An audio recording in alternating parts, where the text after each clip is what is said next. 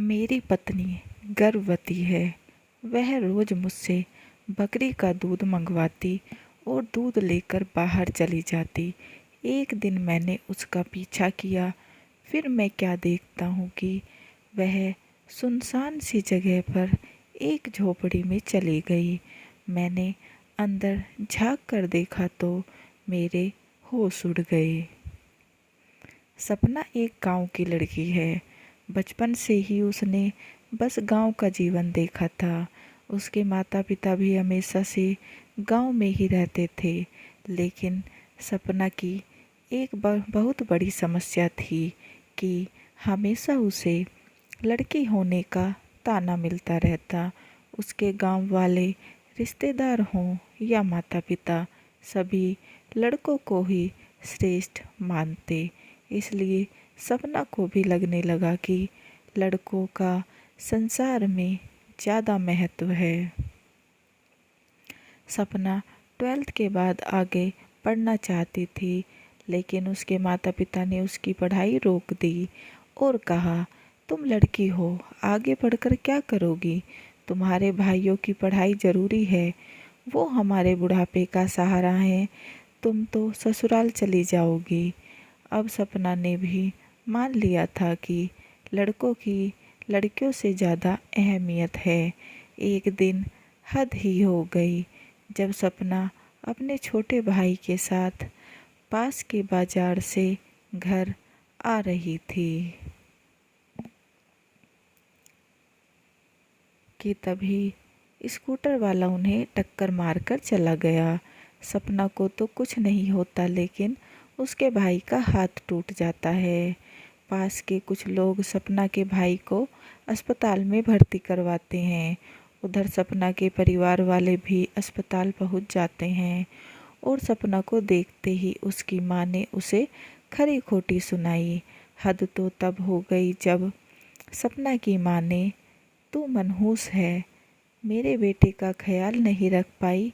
मेरे बेटे को अगर कुछ भी हुआ तो मैं तुझे जिंदा नहीं छोड़ूंगी। तू मर क्यों नहीं गई? ये सारी बातें सुनकर सपना टूट ही गई और अब उसने मान लिया था कि लड़की होना एक अभिशाप है। अब तो वह जब भी किसी लड़के को देखती तो सोचती, काश मैं भी लड़का होती। शुरू में तो सपना को बस अपने लड़के होने पर दुख होता था, लेकिन समय के साथ वह दुख नफ़रत में बदल गया। अब उसको लड़के जात से सख्त नफ़रत थी। अब उसकी सोच भी उसके परिवार वालों की तरह हो चुकी थी। उसको लगता था कि जिस घर में लड़की पैदा होती है वहाँ मनहूसियत आ जाती है। अब सपना यही सोचती, शादी के बाद उसे बस लड़का पैदा हो। आखिर वो खास दिन आ ही गया जब सपना की शादी है। सपना माता पिता ने उसके लिए एक संस्कारी, सभ्य, सरकारी नौकरी वाला लड़का तलाश किया। लड़के का नाम सचिन है। सचिन काफ़ी सुलझा हुआ, अच्छी सोच वाला लड़का है, जिसकी सोच सपना से बिल्कुल अलग है। सपना शादी कर ससुराल आ जाती है और सचिन के साथ काफ़ी खुश रहती है। सपना सचिन से कहती है, मुझे उस दिन का बेसब्री से इंतज़ार है जब हमारा सुंदर सा बेटा होगा। इस पर सचिन बोला, बेटा हो या बेटी, बच्चा हमारा ही होगा। अगर बेटी होगी तो मुझे ज़्यादा खुशी होगी। सचिन की ऐसी बात सुनकर सपना तिलमिला उठी और बोली, मुझे सिर्फ बेटा ही पैदा होगा। सचिन को सपना का ऐसा व्यवहार थोड़ा अजीब लगा, लेकिन वह चुप रहा। कुछ समय बाद सपना प्रेग्नेंट हो गई। वह बस लड़का पैदा होने का इंतज़ार करने लगी। उसके बस लड़का ही पैदा हो यही कोशिश करने में लगी रहती। किसी के कहने पर वह रोज़ मुझसे बकरी का दूध मंगवाती और दूध लेकर बाहर चली जाती। एक दिन मैंने उसका पीछा किया, फिर मैं क्या देखता हूँ कि वह सुनसान सी जगह पर एक झोपड़ी में चली गई। मैंने अंदर झाँक कर देखा तो वह मौलवी के पास जाकर उसे वह बकरी का दूध दे रही है और वह झाड़ फूँक कर रहा था। इतना देखकर मैं वापस घर आ गया। मैंने सपना के वापस आने पर बड़े प्यार से उसे समझाया कि इन अंधविश्वास के चक्कर में ना पड़े, लेकिन सपना कहाँ सुनती। वह वही सब चुप चुप कर करती रही। लेकिन भगवान के आगे किसकी चलती है। होता तो वही है जो भगवान को मंजूर हो। और हुआ भी ऐसा ही। सपना ने एक प्यारी सी बेटी को जन्म दिया। बेटी होने पर सचिन तो खुशी से झूम उठा, मगर सपना तो बेटी का चेहरा भी देखना नहीं चाहती थी। नर्स सपना से आकर बोली, बधाई हो, प्यारी सी बेटी हुई है। सपना उस पर चिल्ला कर बोली, बेटी नहीं, मनहूसियत पैदा हुई है। नर्स को अजीब लगा। वह तुरंत बाहर चली गई। तभी सचिन कमरे में आया और सपना से बोला, धन्यवाद इतनी प्यारी बेटी देने के लिए। सपना गुस्से में तिलमिलाते हुए, रखो अपनी बेटी को अपने पास, मुझे तो बेटा चाहिए था।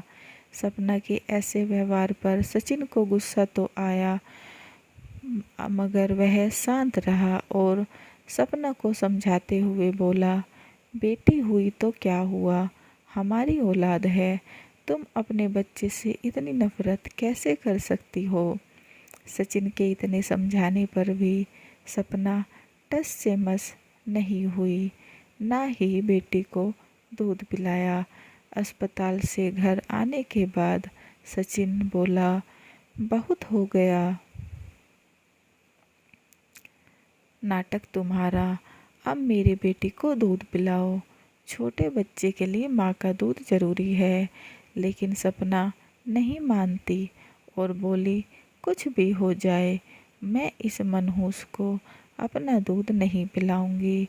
इस पर सचिन भड़क जाता है और सपना से कहता है, अगर तुम मेरी बच्ची को दूध नहीं पिलाओगी तो मैं तुम्हें तलाक दे दूंगा।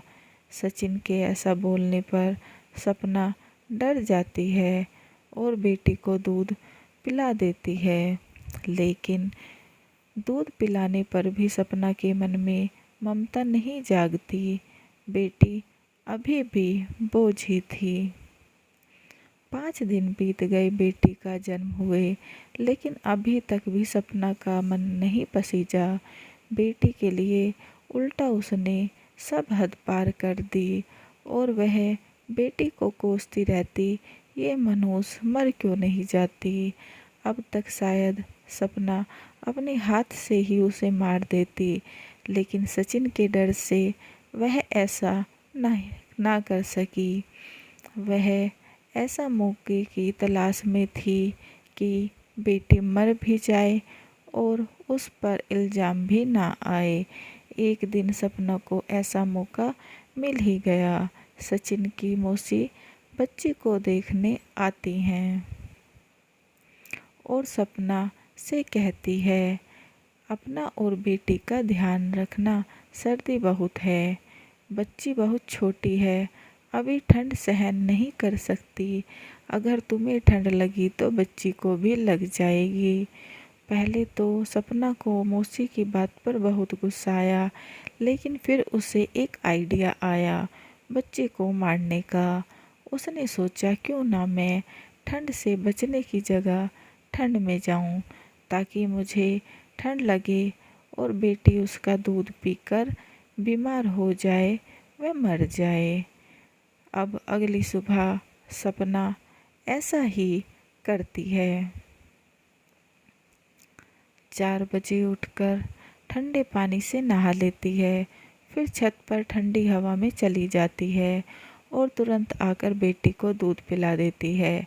शाम को फिर से वह बाहर घूमने निकल जाती। वह आइसक्रीम खा लेती। अब रात को जब सपना बिस्तर पर लेटी तो उसकी हालत बहुत नाजुक थी। उसे बहुत तेज बुखार था, लेकिन जैसे ही वह पति को आवाज़ देने की कोशिश करती, वह मर जाती है।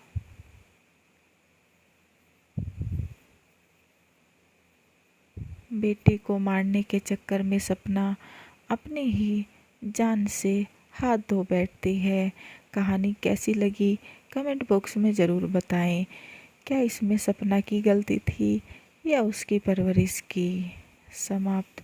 दोस्तों, कहानी अच्छी लगी तो चैनल को लाइक एंड सब्सक्राइब करना ना भूलें और बेल आइकन को ज़रूर दबाएं ताकि ऐसे ही अच्छी अच्छी कहानियों के नोटिफिकेशन आपको मिलते रहें।